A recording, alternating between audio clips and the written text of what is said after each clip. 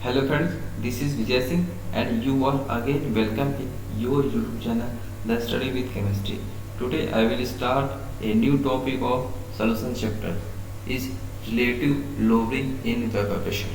Okay, तो जैसे कि लास्ट क्लास में हमने ये देखा था कि सॉल्यूशन के मैंने कोलिगेटिव प्रॉपर्टी को स्टार्ट किया था। तो colligative property basically four types की होती है। फर्स्ट होते हैं relative lowering in vapour pressure, second elevation in boiling point, third depression in freezing point and fourth osmotic pressure.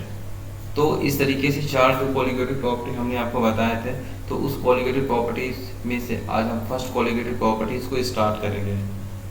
तो फर्स्ट हम ये देख लेते हैं कि आज की इस टॉपिक में हम क्या क्या स्टार्ट करेंगे।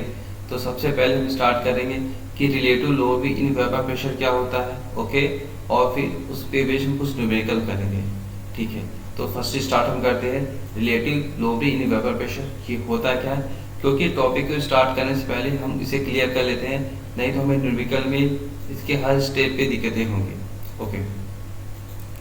तो सबसे पहले हम देखते हैं it is the ratio of lowering in vapour pressure to the vapour pressure of pure solvent, okay. यानी कि हमने पहले वेपर प्रेशर जो टर्म देखो यहाँ आ रहा है, तो इसलिए हमने सबसे पहले वेपर प्रेशर एक लेक्चर लेके ही इसे क्लियर कर लिया था कि जो वेपर प्रेशर होता है प्योर सॉल्वेंट का हमेशा ही ज़्यादा होता है as compared to solution phase पे। सपोज मान लेते हैं कि कोई एक कंटेनर है, इसमें ए सॉल्यूट को मिला देते हैं, मिक्स कर दिया, तो और ये इसमें जो कंपोनेंट बी है सपोज, तो इसका जो वेपर प्रेशर होगा सॉल्यूशन बनने के बाद इसका सॉल्यूशन का फुल जो वेपर प्रेशर होगा थोड़ा कम हो जाएगा। यानी कि जब ये प्योर स्टेट में होगा तो इसका वेपर प्रेशर ज़्यादा होगा, और यानी कि जब ये मिक्स बन के सॉल्यूशन फॉर्म करेगा तो इसका कम हो जाएगा। तो इनमें जो रिलेटिव लowering होता है, यानी रिलेटिव यानी कि डिवीजन करने के बाद तो उसे रिलेटिव कहते हैं। तो इस तरीके से दोनों में चेंजेस हो जाते हैं, तो इसे ही कहते हैं relative lowering in vapour pressure, okay. इस टर्म को हम और तरीके से डिफाइन कर सकते हैं, the relative lowering in vapour pressure of solution containing a non-volatile solute is equal to the mole fraction of solute in the solution, okay। यानी कि जो ये रिलेटिव lowering वेपर प्रेशर होता है किसी नॉन वोलेटाइल सॉल्यूट के mole fraction के equal होगा, ओके। तो ये टर्म काफ़ी इंपॉर्टेंट है क्योंकि सारे क्वेश्चन इस टॉपिक के इसी से होने वाले हैं। मैं फिर से रिपीट कर रहा हूँ, ये जो रिलेटिव lowering है यानी कि जो पी नॉट है इसका प्योर स्टेट का है और पी ए सोल्यूशन का है, okay, equal to mole fraction of solute.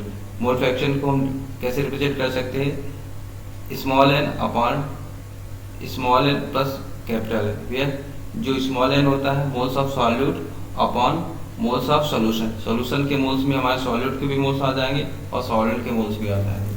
तो इस तरीके से हमने पहले इसमें जो जो टर्म यूज हुए उसको हमने अलग से नोट कर रखा है। जैसे ए क्या होते हैं सॉल्वेंट के लिए यूज हुआ है, बी सॉल्यूट के लिए, P naught vapour pressure in pure state and P A vapour pressure of solvent, okay, and P B vapour pressure of solute. यानी कि ये जो टर्म है काफ़ी इंपॉर्टेंट है क्योंकि सारे न्यूमेरिकल इससे ही होने वाले हैं, क्योंकि जब तक ये टर्म क्लियर नहीं होंगे तब तक ये न्यूमेरिकल सारे नहीं हो पाएंगे।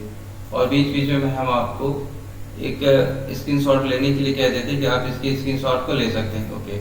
आप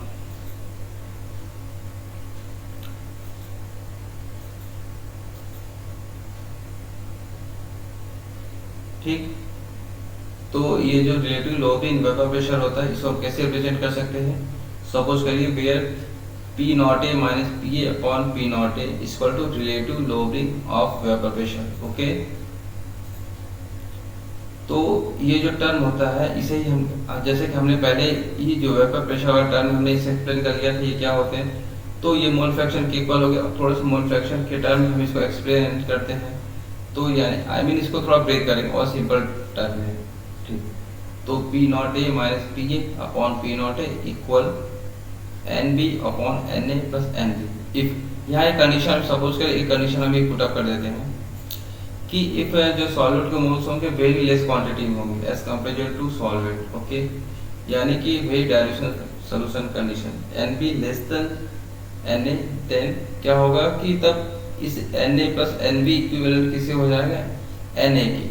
मैं फिर रिपीट कर रहा हूँ कि जो Na होता है सॉल्वेंट के लिए यूज हुआ है और जो B यूज हुआ है ये सॉलिड के लिए यूज हुआ है। तो इस कंडीशन में क्या हो जाएंगे P naught A minus P A upon P naught A equal to N B upon N A, because क्योंकि जो सॉलिड की क्वांटिटी वेरी लेस कंडीशन में, तो अब हम इस तरीके से जो N B upon N A है एक तरीके का मोल्स है, तो इनको मोल्स के बेसिक फॉर्मेट पर रख देते हैं, क्योंकि मोल्स इक्वल टू जो बेसिक फॉर्मेट होता है वेट अपॉन इसका मोलर मास होता है। ठीक, तो इस तरीके से हम इसकी मोलर मास को कंसीडर कर लेते हैं। अब इसके वैल्यू को जब हम पुट करते हैं तो एन बी इक्वल टू हो जाएंगे W B upon M B और एन ए इक्वल टू हो जाएगा N W A upon M A. तो सारी वैल्यू पुट करने के बाद ये रिलेशन निकल के आते हैं।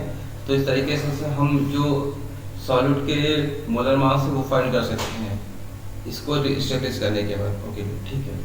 तो अब हम ये देखेंगे कि the above expression is used to find the molecular weight of an unknown solute dissolve in a given solvent, यानी कि एक किसी गिवन सॉल्वेंट में अगर किसी सॉल्यूट को डिसॉल्व कर दिया जाए तो सॉल्यूट का हम वेट भी फाइंड कर सकते हैं और साथ ही साथ उसका मोलर मास भी कैलकुलेट कर सकते हैं। ओके, तो इसकी हमने यहाँ जो नोटेशन है उसको यहाँ रखा है M B and M A are molecular weight of solute and solvent respectively.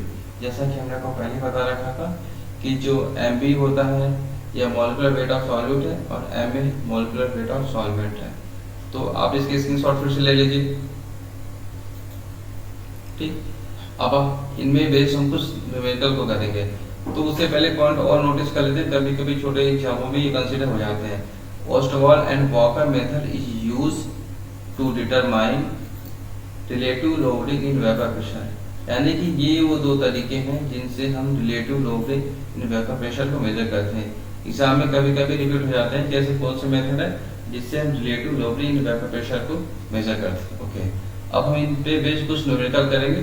Okay, देखते हैं। तो फर्स्ट क्वेश्चन क्या आता है, vapour pressure of pure water at 293 kelvin is 17.535 mmHg. Calculate the vapor pressure of water at 293 Kelvin when 25 gram of glucose is dissolved in 450 gram of water. Okay, तो question में क्या कह रहा है कि जब हम 25 ग्राम ऑफ ग्लूकोज को 450 ग्राम ऑफ वाटर में डिसॉल्व कर देते हैं, ठीक, तो जबकि वाटर का जो प्रेशर वेपर प्रेशर है ये गिवन है 17.535 है। ठीक, तो calculate the vapour pressure of water when कितने ग्राम ऑफ डिसॉल्व, यानी कि वाटर का वेपर प्रेशर फाइंड करने की कोशिश कर रहा है ये। ओके, तो आइए स्टार्ट करते हैं। तो पहले इस पूरे चैप्टर में सबसे पहले कंसीडर करेंगे हमें किसी तरीके से सॉलिड और सॉल्वेंट के मोल्स फाइंड करने हैं, ठीक, और साथ ही साथ उनके पार्शियल वेपर प्रेशर को भी कैलकुलेट करेंगे। तो सबसे पहले हम इनके मोल फाइंड करने की कोशिश करेंगे। The molar mass of glucose and water are 180 and 80 gram per mole, जबकि हम पहले से जानते हैं कि जो मोलर मास ऑफ ग्लूकोज होते हैं इसका 180 होता है और वाटर का 18 ग्राम होता है। ठीक, ये तो हम पहले से जानते हैं। ठीक है, तो अब हम इनके मोल्स फाइंड करने की कोशिश करेंगे। तो मोल्स इक्वल टू होते हैं वेट अपॉन मोलर मास। जब जो वेट है 25 ग्राम और मोलर मास 180 ग्राम है, सॉल्व करते हैं तो वैल्यू आ जाते हैं 0.139 ग्राम। ओके, ऐसे ही फाइंड करेंगे वाटर के मोल्स। वाटर का जो अमाउंट दे रखा है 450 का अपॉन 80 डिवाइड करेंगे तो आ जाएगा 25 ग्राम। इस तरीके से हम ग्लूकोज के फर्स्टली मोलर फ्रैक्शन फाइंड करेंगे। मोल फ्रैक्शन इक्वल टू होते हैं, अगर किसी कंपोनेंट का मोल फ्रैक्शन फाइंड करना है तो उस कंपोनेंट का mole upon total moles of the solution. Okay, तो हमने यहाँ ग्लूकोज के मोल फ्रैक्शन काउंट करने हैं, तो ग्लूकोज के मोल्स है 0.139 upon total moles of the solution, यानी कि ग्लूकोज के मोल्स और वाटर के मोल्स। जब रख के सॉल्व करते हैं वैल्यू आ जाती है 0.055। ओके, तो एक वेपर प्रेशर का एक हमने फॉर्मूला पढ़ा था, यानी कि जो रिलेटिव लोडिंग वेपर प्रेशर होता है डायरेक्टली किसका होता है, सॉल्यूट के मोल फ्रैक्शन के इक्वल होता है। तो सॉल्यूट हमारे क्या ग्लूकोज है, यानी कि ये इसके इक्वल हो जाएगा। तो 70.535 minus T upon 17 0.535 equal to 0.055 यहाँ इक्वल हो जाएंगे। जब यहाँ से हम जब इसमें इसका क्रॉस मल्टीप्लाई करते हैं और यहाँ से जो वैल्यू निकल के आती है उससे हम 17.535 से सब्ट्रैक्ट करने के बाद यह जो P है पार्शियल वेपर प्रेशर वो कैलकुलेट होके आएगा 17.438 ठीक mmHg। तो इस तरीके से हमने सॉल्व किया तो इसका आंसर आ जाता है 17.438 mmHg। ठीक है, तो क्लियर। आप इनके स्क्रीनशॉट वहां से ले लो आप। नेक्स्ट क्वेश्चन देखते हैं। तो नेक्स्ट क्वेश्चन क्या है, 100 ग्राम ऑफ लिक्विड ए जिसका मोलर मास दिया है 140 ग्राम पर मोल और dissolve in 1000 gram of liquid B of molar mass 180 gram per mole. ठीक, यानी कि दो लिक्विड ए है एंड बी है। सबसे पहले ये कंसीडर कर लिया। ठीक, उनके अमाउंट दे रखे हैं। ए का अमाउंट है 100 ग्राम और बी का अमाउंट दिया है हमारे 1000 ग्राम। ओके, यानी दो चीजें पहले क्लियर, यानी कि दो कंपोनेंट ए है और बी है। ए का अमाउंट दे रखा है क्या 100 ग्राम और मोलर मास इसका दे रखा है 140 ग्राम पहले कंसीडर। और बी ऐसे ही है, बी का जो अमाउंट है ये दिया है 1000 ग्राम और इसका जो मोलर मास गिवन है ये 180 है। सबसे पहले ये अमाउंट कैलकुलेट कर लिया। ओके, अब हमें फाइंड क्या करना है, calculate the vapour pressure of pure liquid A and it's vapour pressure in the solution. ठीक, यानी कि ए का वेपर प्रेशर काउंट करना है एक पर्टिकुलर केस में और एक सॉल्यूशन के केस में। Okay, if the total vapour pressure of the solution is given लिखा है, यानी कि एक तरीके का जो टोटल वेपर प्रेशर होगा Pt इक्वल टू गिवन है ये Pa प्लस Pb। ठीक, क्या गिवन हमारा 450 475 भी गिवन हमारा। ओके, तो हम वैल्यू पुट करते हैं। तो number of moles of the ratio of the mass to molar mass is equal to given. तो लिक्विड ए के मोल्स फाइंड करेंगे 100 बाई 140 इज इक्वल टू 0.714। ऐसे ही सिमिलर बी के मोल फाइंड कर लेंगे 1000 by 180 is equal to 5.556। Okay, तो अब mole fraction of A is equal to moles of A upon total moles of the solution is equal to 0.114। ठीक, तो हमें ए के मोल फाइंड हमने कर लिया, तो ऐसे बी के मोल फाइंड करने के लिए हम करेंगे क्या, तो जैसे ए बी के मोल फाइंड करना है तो हम पहले 1 माइनस कल टू मोल्स ऑफ ए को सब्ट्रैक्ट कर देंगे तो बी के मोल्स कैलकुलेट होके आ जाएंगे, क्योंकि मोल फ्रैक्शन की डेफिनेशन ही है। तो वैल्यू पुट करते हैं तो वैल्यू आ जाती है हमारी 0.886, यानी कि जो बी का मोल फ्रैक्शन होगा हमारे वैसे आ जाएगा हमारा क्या 0.886। ओके, ये क्वेश्चन में गिवन है total moles of the solution क्या है 475 टॉल है। ठीक, तो ये सारे वैल्यू को पुट करते हैं तो P naught A into X A plus P naught B into X B. Okay, तो जो गिवन क्वेश्चन में P टोटल गिवन है, P नॉट ए जो कि फाइंड करना है और 0. और इसके जो मोल फ्रैक्शन है ये गिवन है। ओके, तो ऐसे ही 500 गिवन है। ओके, 500 और क्योंकि इसका जो वेपर प्रेशर गिवन है 500 और साथ ही इसके जो मोल फ्रैक्शन है 0.886 यहाँ। तो ये सारे वैल्यू कर रखे जब हम सॉल्व करते हैं तो यहाँ पे एक अननोन वेरिएबल होता है, जैसे कि पूरी वैल्यू को सॉल्व करते हैं तो यहाँ एक अननोन वेरिएबल होता है जिसके वैल्यू फाइंड करनी P नॉट ए को सॉल्व करते हैं वैल्यू आ जाती है अपनी 0.114 यहाँ पे है। जब हम इसे सॉल्व करते हैं तो वैल्यू आती है 280.7 टॉल। ओके, यानी कि जब वैल्यू यहाँ सॉल्व किया हमने आया क्या 280.7 टॉल, क्योंकि ये प्रेशर का टर्म है तो प्रेशर के टर्म हम टॉल रिप्रेजेंट करते हैं। ठीक, तो इस तरीके से यानी जो P नॉट ए आया ये इसके प्योर स्टेट का वेपर प्रेशर था। आप सॉल्यूशन के वेपर प्रेशर में इसे कन्वर्ट करने के लिए हम इसके मोल फ्रैक्शन से मल्टीप्लाई करते हैं। मल्टीप्लाई करते हैं तो 32 टॉल आते हैं। तो इस तरीके से ये सॉल्यूशन का वेपर प्रेशर होगा, यानी कि गिवन क्वेश्चन में तो जो प्योर स्टेट का वेपर प्रेशर होगा 280.7 एंड जो सॉल्यूशन का होगा 32। यानी किस तरीके से देखा किसी भी सॉलिड का वेपर प्रेशर उसके प्योर स्टेट के वेपर प्रेशर से थोड़ा कम हो जाता है। ठीक, तो फिर रिपीट करता हूँ और ऐसे ही आप इनके स्क्रीनशॉट ले लो। आप इन क्वेश्चनों को भी प्रैक्टिस करना, आपके सारे कंसेप्ट क्लियर हो जाएंगे। Question number 3, vapour pressure of pure water two 98 Kelvin is 23.8 mm Hg. 50 gram of urea is dissolved in 850 gram of water. Calculate the vapor pressure of water for this solution and its relative lowering. Okay. तो ये question अभी हमने किया है कि इसके solution के लिए वेपर प्रेशर काउंट करना है और साथ ही साथ रिलेटिव लोडिंग निकालना है। रिलेटिव लोडिंग मीन्स क्या, P naught A minus P A upon P not निकालना है। ठीक, तो इस तरीके से रिलेटिव निकाल रहे हैं, जो कि हमने पहले ही हमने आपको इसके डिफिनेशन से सारे पॉइंट इसके क्लियर कर दिए। ओके, तो आइए इसे नोटिस करते हैं।